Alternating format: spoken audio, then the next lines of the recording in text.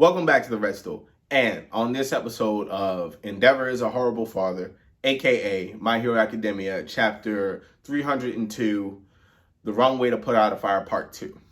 We get the conclusion of the Todoroki family backstory and also a little bit of a glimpse as to what we can expect to see in the future going forward with My Hero Academia.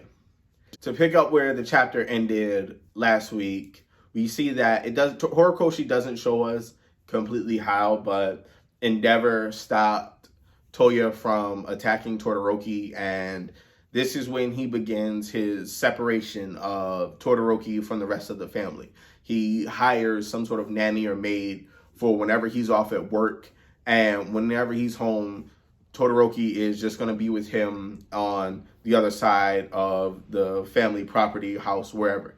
But he also gives Ri the specific instructions of always keeping an eye on Toya. Make sure he's not off trying to use his fire quirk or, doing any practice with his quirk anymore or trying to be a hero, because it's an impossible goal for him to obtain. So just keep an eye on him. That's the only thing you have to do.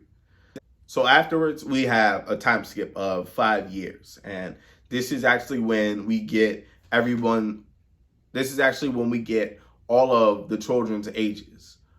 And Toya is 13 years old at this point.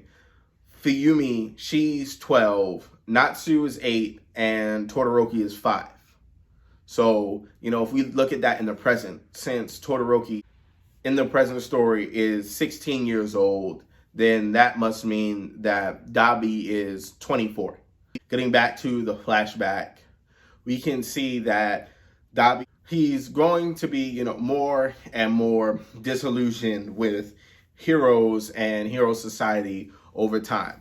He's kept up at night with the thoughts of, are the other heroes just like my father? Are they just, trying to have these quirk marriages and build stronger heroes? Is this all there is out in the world? Like, is everybody, are there more people that feel like, me and you? And he's approaching Natsu with all of this. And of course, Natsu, he's only 8. So he can't really reciprocate these feelings. And he also never felt the weight of Endeavor's ambitions being placed solely on his shoulders, the way it was with Toya. So in a way, he really can't relate to him. So after a while, it just becomes annoying. And he's like, you can't go bother Fuyumi with this sometimes. I just want to go to sleep. And of course, being rejected by, the only person that, he thought was, in the similar shoe, hey, you're just another one of dad's, failed children as well. You should feel, I know we can at least relate to each other. He's only asking, us, me, you, or Todoroki to be heroes. He doesn't care about Mom or Fuyumi. They're just useless, but you at least knows what it feels like to be disregarded and thrown aside by him. But of course, when Natsu doesn't, share, he can see that Natsu doesn't share these same feelings as he does. So now he's even more isolated, who he doesn't even have anyone that he can go to talk to about it. No one relates to him. Endeavor doesn't really give him the time of day anymore. And, his mother tries to reach out to him, but, he's too far gone at this point. There's not much she can do because he resents her just for even going along with the quirk marriage. And, he knows that the only reason you're even doing this is because your family was poor. And now, they just wanted you to marry Endeavor for the money too. You're just as bad as he is. And, you can't do anything. You can't do anything either. Maybe he feels like he gets that uselessness, that since his body can't handle his fire quirk from his mother. So that adds to it, just his layers of resentment towards everyone in the family. And it leaves him in a box, and it just puts him, just in this dark space where he's isolated. And as far as he can tell, his only way out is to become a hero, show his dad that he can be just as good as Todoroki. That way he can, get some of his adoration and respect and love. That's the only way out for him. So of course, he's back up at the mountain peak and he's training. And this is where he begins to realize that, his emotions are fueling his quirk. And that's when that's when he awakens his quirk, and his flames, they begin to turn blue. And, now he has way more, now he's like, okay, this is it. This is what's going to get Dad to take me back in, acknowledge me as his son. He'll have to see this and he'll be like, wow, my flames can't even get that hot now. Yours have turned blue. Like, this is it. But, on the other side, it's, in this emotional state that he's in, it's harder for him to control himself and the fire. And of course, he burns himself a bit more. But, he goes, so when he goes to Endeavor and he's asking him, hey, listen, Dad, on your next day off, I need you to come up to the mountain. I got to show you something. I'm not just a failed kid that you have to throw to the side. I can be a hero too. And I know that I can at least be as good as Todoroki if you give me the chance. You just need to come up to the mountain and see what I can do.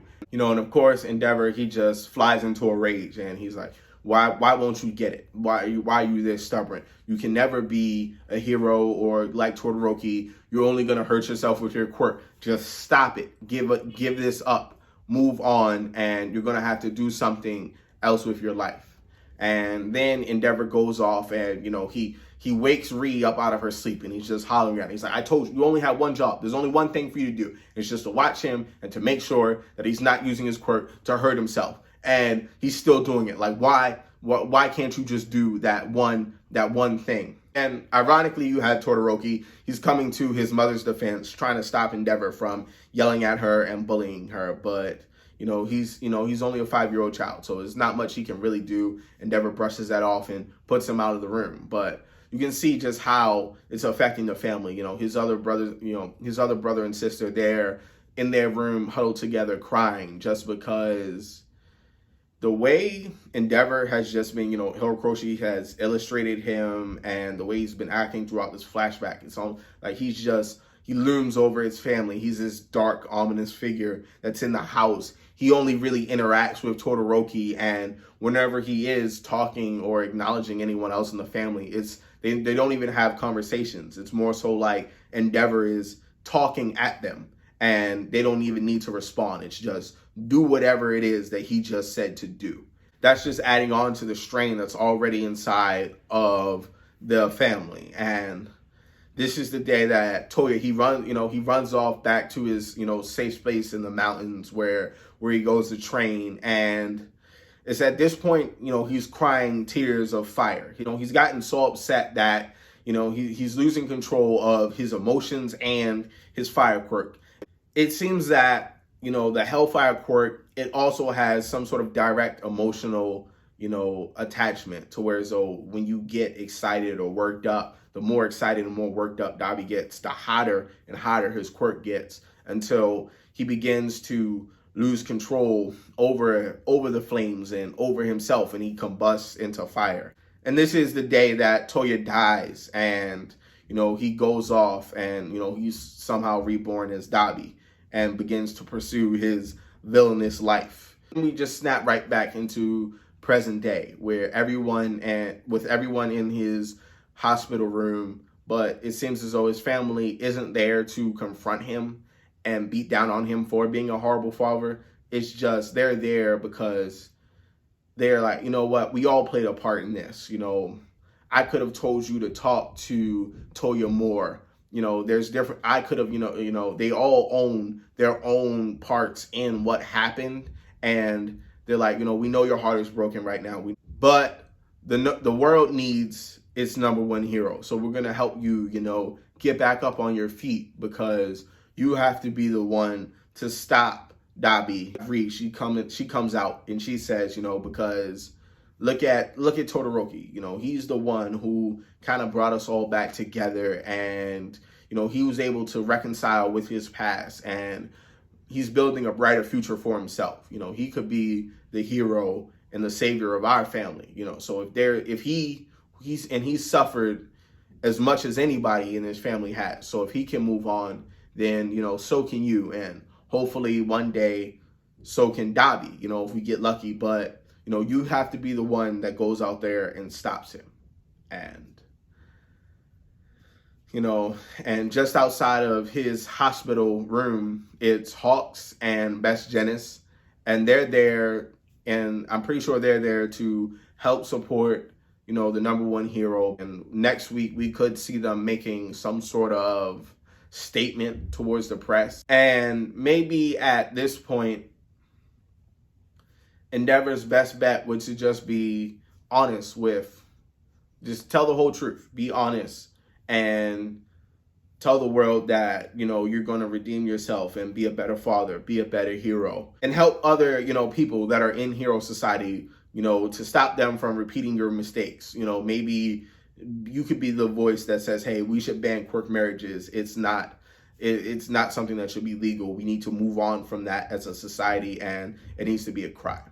And another thing that I've kind of been thinking about just after I read the chapter was if we saw that, we see how much Dobby's emotions affected his cremation quirk. So I feel like those same rules apply to Endeavor and Todoroki. During the UA tournament arc, when he gets into those heated confrontations with Deku and he begins to inadvertently use his left side and, he spontaneously catches on fire over there when he does get emotionally worked up. But at the same token, when we see that, he's just emotionally exhausted during his fight with Bakugo, he doesn't use the fire at all. His arm just falls flat and the flames blow out. I think, Todoroki, now that he's reaching this new level of emotional maturity and, he's able to finally fully forgive his father and, they're able to become, a family again, hopefully that will be, and now allow him to take his fire quirk to the next level. His emotions could directly tie into his as well. And now this new balanced state could allow him to awaken his quirk as well. So I'm glad we got, the complete, Todoroki family backstory. And now we can, as, individual members of the family, forgive Endeavor as a whole and support him so he can be the one that goes out and stops their son.